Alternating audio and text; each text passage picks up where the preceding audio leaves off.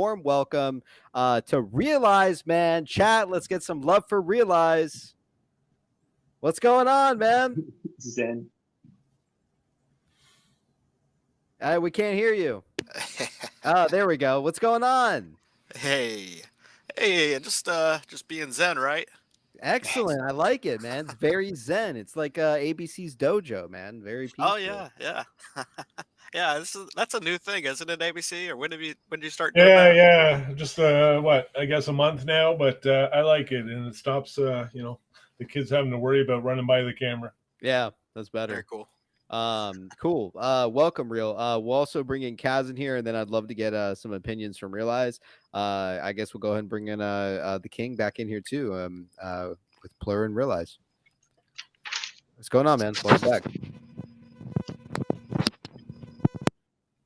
All right, so Real, man, tell us what you're thinking, man. I saw Polte actually took one of your comments and made a tweet out of it, man, on Twitter. Very interesting stuff. So he's still active in your subreddit, it seems, the private one. Well, it was kind of funny, actually, because, well, private in a sense that people can't post, but they can comment and see all the posts right now.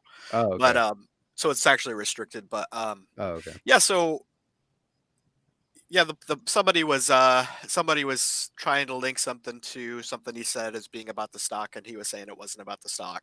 And then I just made a comment about his charities, because when he was on the Twitter Spaces, he was talking about in the charity industry how it has these abuses and stuff, and how he's kind of what's the word, breaking ground or disrupting the charity industry to a degree with his direct giving and encouraging people to direct give.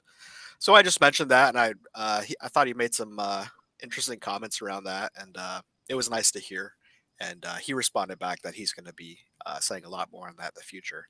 So I think Excellent. That's so exciting, man. What the fuck?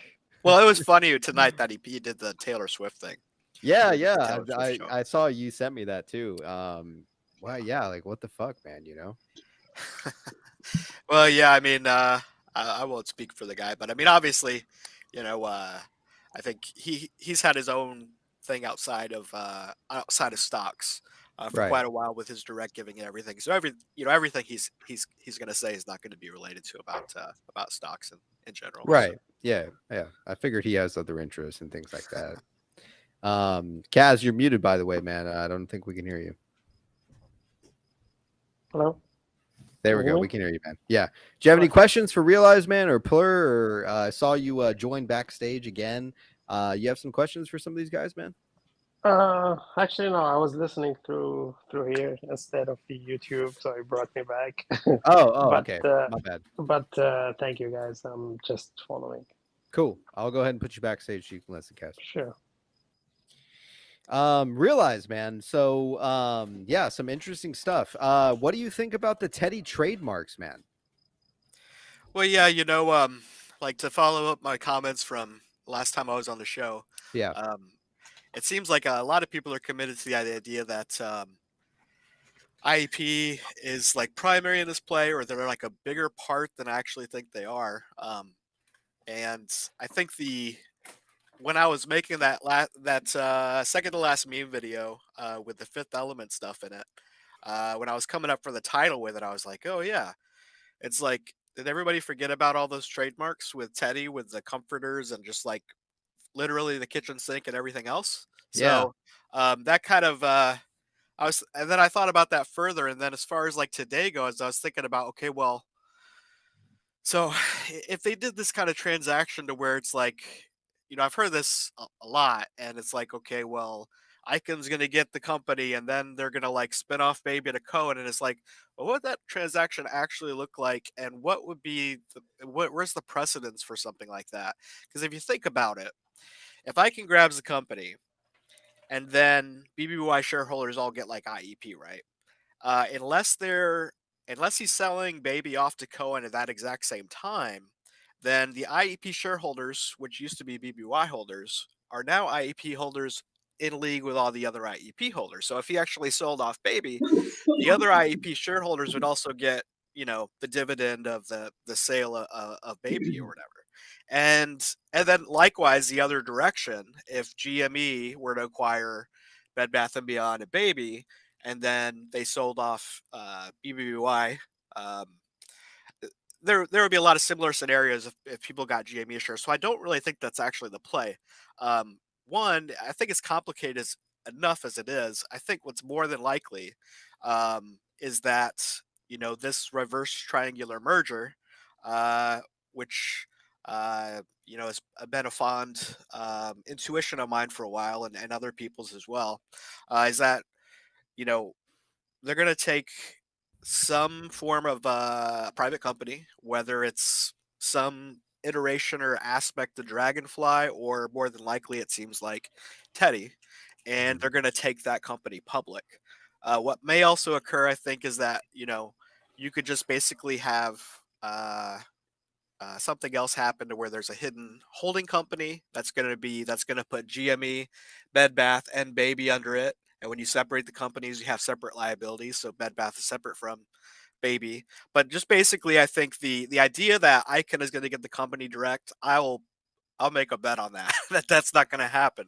I think it's Cohen's play, and then I think it's going to be, if anything, it's going to be, you know, maybe IEP has a slice of whatever this new, you know, this formation is, and I could be wrong. It could be some like huger conglomerate that just like is way bigger and different than any of us could imagine. But the idea of like getting a piece and then selling a piece off to Cohen is just, I don't believe it. You don't think so? It's just something like this large Real would require a lot of capital, though, you know. And do you think that Ryan Cohen has the? How much capital do you think these guys have? Like, well, for if instance, you just look at the pitch book from the proposed possible sale of Baby in euros, which is 1.44 billion. Okay. You do the math from Dragonfly. They got 500 mil from Caterton. They got 300 from Victory. That's $800 million. Okay. And then what about the money that Larry Chang raised? Is that part of it? Yeah. So the money that Larry Chang raised would be 650 million. So you add all that together, that's 1.475 million. So that basically covers the 1.44 billion for Baby. Okay. But you know, some people might say, well, Chang's Volition Capital isn't really associated with this type of a deal, or there's a technicality, it can't really happen. But I think, you know, there could be, basically, it seems like with him stepping down from Dragonfly too, I think he's going part of this, and considering he probably owns or owned a very large chunk of Volition, that capital raise that Volition did is he basically sold off his share. They raised the money and then he sold off his stake in that.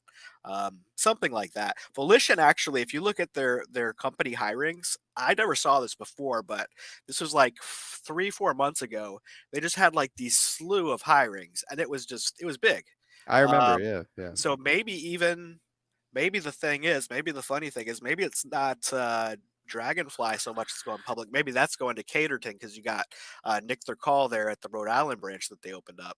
Or maybe that's part of it too, but maybe it's really Volition that's going public.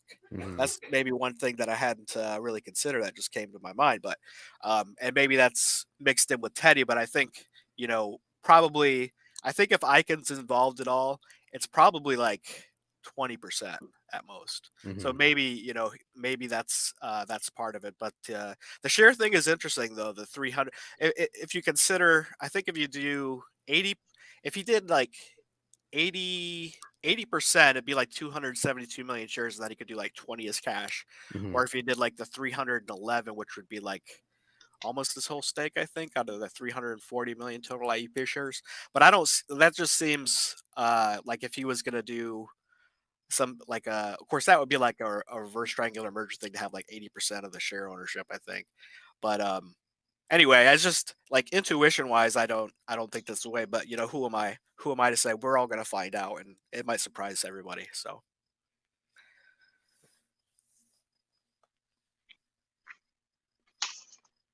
Yeah, right now I'm trying to look through my notes, Real Eyezz, because you, going back to what you said in reference to like a relationship with Icon, RC, is this the Icon play? Is it RC? Are they in it together? Something I noticed, 2021 timeframe, October 6th, you have the Caterton white paper. That was actually a Reddit post by you. That's where it goes into about babies in China and the decline, and then tax credits for 3 children, and then more people spending time on sales, babies, higher quality items. And then after that, I'm trying to find the date in my notes. If you give me a minute. Real quick, let me read this off here. Slobo yeah, with the $20, man. Pair character looking at himself in the mirror saying, "Thanks for being you," with hearts popping out of his eyes. Appreciate the emoji. Go ahead, Plur, if you still need time looking for that date there. give me a minute. I'll hold on to my thoughts. I'll bring it back. Real Eyezz, man, you hit it right on the fucking nail, man. I think you're right. You know, when we compare Larry Chang, the connections through Dragonfly, IEP now, Teddy trademarks. I mean, yeah, GameStop, you know, mentioning that they're interested in acquisition. I'd have to check their Q3 numbers. I know they had like 240 million in marketable securities. Right. I don't know how much cash they had total, but I know that by last quarter they bumped it up to basically 1.39 billion. Okay. And then if you go back to that February 9th, the X filing, it showed that the total offering amount was like 2.88 billion, which is exactly half of what was later written on the pitch book as baby for 1.44. Okay, so let's say they have 2.88 billion, and then we also factor in the money that we talked about earlier. What was it, 1.44 billion on top of that? Is that what you're saying, or is that totally? Well, no, it'd be like the from Caterton, Volition, and then Victory, which it seems like maybe they got a loan from. That'd be enough for baby, and then basically GME has enough for the other half of the deal to take on BBY and baby. Not that they would spend all their cash on that. Right. They would probably leverage it to a degree. Like an LBO is like 9 to 1. So if you have 500 mil, you actually have 4.5 bill. I don't think they would go in that deep. It would be something pretty conservative, even to like compared to private equity, which is more conservative when they do acquisitions compared to typical LBOs. So I think they would be in a good position with some help from ICANN. And so how big of a deal do you how expensive do you think the deal would cost? Yeah, it's interesting. I mean, when that's it seems like that stalking horse extension is either somebody trying to stall or them just extending the time that they need to dot some I's. But I think, is anybody really going to try to challenge what they have? Or I don't know the ins and outs of like, okay, this is the best deal for shareholders and everybody involved, and this is the choice of the debtors choosing the stalking horse, basically just like the board, right, of BBBY choosing that, the debtors. So, and what the judge decides. So, I mean, because it seems like if this, you know, like people mentioned, if it's going to be so catastrophic to such big players, then it seems they would just continue to raise their bid until they could to buy them out. So, you know, what's the other side of that argument? When is the case that, you know, it's not always about a net, you know, cash value that that goes into consideration on who gets what. So how much actually would they have to raise up their bid, possibly beyond that, if they did have somebody like an Amazon or somebody that could just like find, you know, funny money to throw around for somebody to print up for them in some way. But I don't know. And maybe it's a thing to where, you know,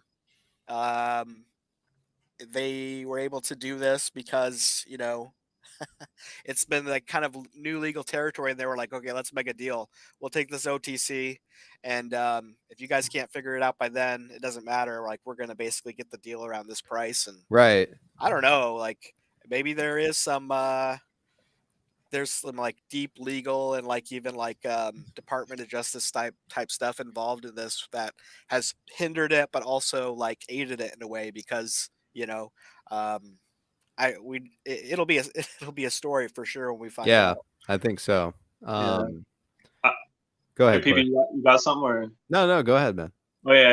Real Eyezz. I don't know if you ever watched the anime Hunter x Hunter, but it's an anime. It's like everything's conditions based, and I definitely feel like RC, Icon, Volition, Dragonfly, all those guys have pretty much completed a conditions based like point of or a combined arms dilemma for the enemy, where it's like, hey, if we bankrupt you, get you an OTC, you're the Citadel and the gang's fucked, or if things went easy and the red balloons were popped and FTC was easy to deal with, then, you know, they would have been successful there. It just created multiple paths to victory.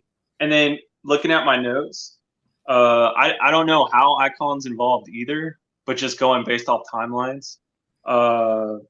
Something just interesting, like happy coincidences kind of thing, is March 10th, 2022.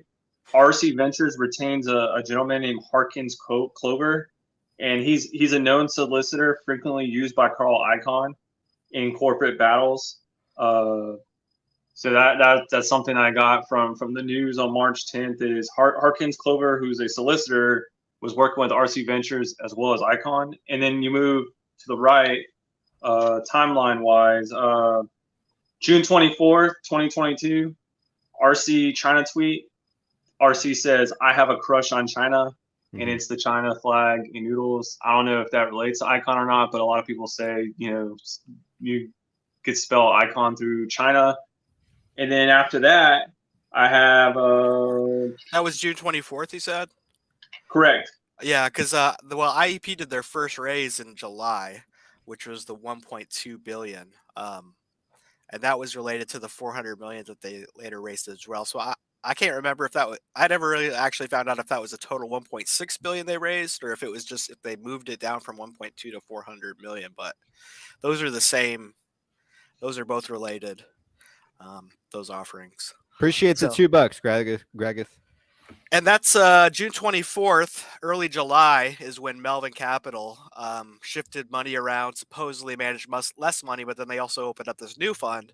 And then also by mid-July, we found out Redhead stake and Jake stake through the Wyoming private players, since Wyoming is private. Maybe he was actually tied in with Melvin Capital. And yeah, maybe part of the deal with Kenny that he made was that they took on some of the side of the Bed Bath situation. I don't know. Yeah, yeah, but, yeah. The timing was interesting because it was like, I mean, Icahn does this before where he'll like accelerate an approval process for like a raise, a filing, but like it was like the day after everybody learned about free bid stakes, that's when IEP filed that for fast line approval, which they actually got denied. But they ended up getting it through in like 7 or 8 days later. But then of course shortly after that we already started squeezing up for the August run. So yeah, there's some interesting timelines in there. But go ahead, Plur, I didn't mean to cut you off. Oh no, I appreciate you because if I mentioned June 24th and then you mentioned July and then there's that money there, and then later after that there's the I have a crush on China tweet, and then moving more to the right after the August 16th to the 18th RC and Freeman Cell, and then you move forward from that to October 11th. Oh, correction, September 6th. And that's where the Teddy's Holding Bank trademark goes live. And then a month after that, there's an RC tweet. It says, "I think my tweets are being suppressed." And then October 18th, this is the one I was really looking for. It said and I got this from a Reddit user named Holly Berryness. She has just a wealth of fucking information. A really great Reddit user. But there's an article on West Point. So it was pretty long too. I read through the whole thing. It was like a few pages long. There's an article on West Point of Icahn working with Bed Bath Beyond in 2022. But if you try to find that article right now, you can't. The only way you could find the article is by clicking by utilizing the Wayback Machine. And if you use the Wayback Machine, you see the article from October 18, 2022, specifically talking about Icahn working with Bed Bath Beyond. Do you have a link to that shit? Or like who had? Go ahead, Real. If you allow me a minute and you guys just shoot the shit, and I'll put it in the link in the resources. Okay. Or can I put